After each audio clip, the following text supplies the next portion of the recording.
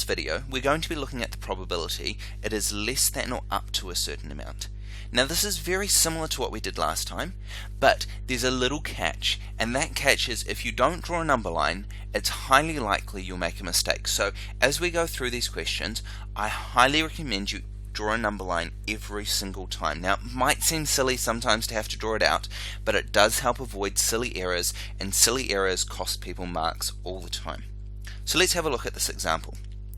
I was in an outlet store and there was a watch sale on. The only catch was there was a 40% chance the watch didn't work.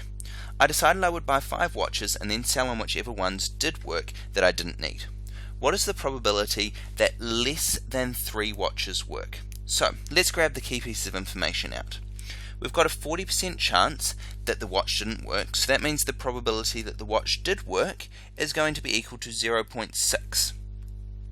We also have 5 watches that we're buying, so that means the number of watches we're buying is 5, or the number of trials.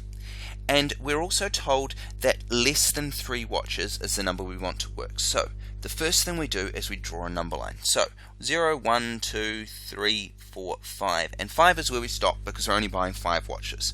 So these are the possibilities of the number of watches we could possibly have working. Now, it says less than 3 watches, so the numbers that are less than 3 are 0, 1, and 2. So we put a little box around them because they are the bits that we want.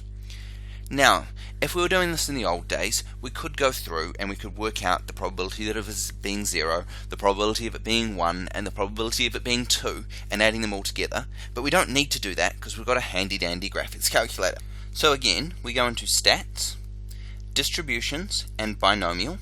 This time, because we're wanting up to a certain number, we choose BCD. Just a reminder, we use BPD when we want exactly, because P stands for point, and CD when we want up to, because C stands for cumulative. So we click on BCD, and again it's come up in this list mode, so we need to change it to variable. X is the number that we want up to. So looking at our number line that we drew just before, we want up to number 2, because that's the highest number that we've coloured in. The number of trials we have is 5, and the probability of the watch working is 0.6. We press execute and execute again, and we see that the probability that less than 3 watches work is 0.31744.